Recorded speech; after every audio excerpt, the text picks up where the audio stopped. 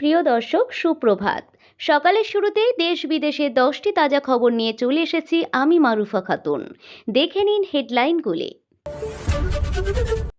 মুখেই বড় বলি, হাসিনার থেকেও ইউনূস জামানাতেই ভারতের উপরে বেশি নির্ভরশীল বাংলাদেশ। নাচের ক্লাস থেকে স্ত্রীকে অপহরণ, কেন এমন কাণ্ড ঘটালেন স্বামী? একটি রিচার্জে বাড়ির 3 জনের মোবাইল চলবে, জিওর এই প্ল্যান কি আপনার জন্য সেরা? সৌদি আরব পাকিস্তান প্রতিরক্ষা চুক্তির পর এখন ভারতকে যেসব বিষয়ে ভাবতে হবে। হোয়াটসঅ্যাপে টাকা চাইছে প্রিয়জন, এখনই সাবধান হয়ে যান। একই সঙ্গে জানুন এর কারণ। আসছি বিস্তারিত খবরে।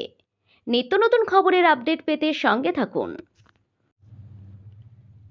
মুখেই বড় বলি, হাসিনার থেকেও ইউনূস জামানাতেই ভারতের উপরে বেশি নির্ভরশীল বাংলাদেশ। ভারত বাংলাদেশের সম্পর্ক দীর্ঘ সময়ের। এই সম্পর্ক বরাবর মিষ্টি হলেও সেই সম্পর্কে চির ধরেছে সম্প্রীতি। বলা চলে, বাংলাদেশে 2024 সালের 5ই আগস্ট যখন শেখ হাসিনা সরকারের পতন হয় এবং মোহাম্মদ ইউনূসের নেতৃত্বে অন্তর্বর্তী সরকার গঠিত হয়, তখন থেকেই নতুন বাংলাদেশ যেন ভারত বিরোধী অবস্থান নিয়েছিল। কখনো কলকাতা সেভেন সিস্টার্স দখলের হুমকি দিয়েছে, কখনো আবার ভারতের সঙ্গে বাণিজ্য সম্পর্ক ছিন্ন করার কথা বলেছে। তবে সত্যিই কি ইউনূস জামানায় বাংলাদেশ ভারতের উপরে নির্ভরশীলতা কমিয়েছে? পরিসংখ্যান কিন্তু বলছে অন্য কথা। দেখা যাচ্ছে ভারত থেকে আমদানি কমানোর বদলে বরং নির্ভরতা আরও বেড়েছে।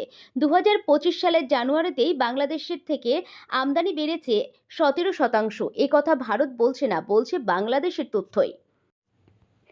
নাচের ক্লাস থেকে স্ত্রীকে অপহরণ, কেন এমন কাণ্ড ঘটালেন স্বামী?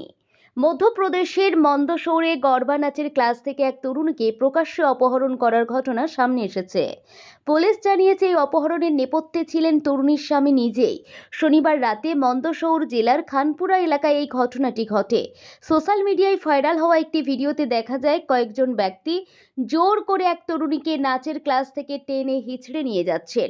অন্য এক তরুণী বাধা দিতে গেলে তাকে ধাক্কা দিয়ে সরিয়ে দেওয়া হয়। এরপরই ওই তরুণীকে একটি গাড়িতে তুলে পালিয়ে যায় অপহরণকারীরা। পুলিশ ঘটনার তদন্তে নেমে 6 জন অভিযুক্তকে গ্রেপ্তার করে। তাদের জিজ্ঞাসাবাদ করে জানা যায়, এই অপহরণের মূল পরিকল্পনাকারী ছিলেন তরুণীর স্বামী। অভিযোগ, স্বামীর অত্যাচারে অতিষ্ঠ হয়ে ওই তরুণী অন্য এক ব্যক্তির সঙ্গে সম্পর্কে জড়িয়ে পড়েন এবং গত 3 মাস ধরে তার সঙ্গে থাকছিলেন। এই বিবাহ বহির্ভূত সম্পর্কের কথা জানতে পেরেই স্বামী ক্ষিপ্ত হয়ে এই কাণ্ড ঘটিয়েছেন। একটি রিচার্জে বাড়ির 3 জনের মোবাইল চলবে, জিওর এই প্ল্যান কি আপনার জন্য সেরা?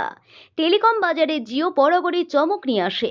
এবার তারা এমন একটি পোস্টপেড প্ল্যান এনেছে যা শুধুমাত্র পকেটের জন্য সাশ্রয়ী নয়, বরং পরিবারের জন্য অত্যন্ত সুবিধাজনক।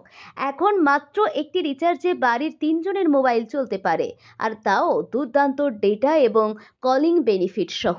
এ বিষয়ে প্ল্যানের প্রধান আকর্ষণ হলো ফ্যামিলি অ্যাড অন সুবিধা। এর মাধ্যমে একজন মূল ব্যবহারকারী তার সঙ্গে পরিবারের আরও 2 সদস্যকে যুক্ত করতে পারবেন। প্রতিটি অতিরিক্ত সংযোগের জন্য আলাদা করে মাত্র 150 দিতে হবে, অর্থাৎ মূল প্ল্যানের খরচ 449-এর সঙ্গে অতিরিক্ত 300 যোগ করলে 3 জনের জন্য মোট খরচ হবে 749 টাকা।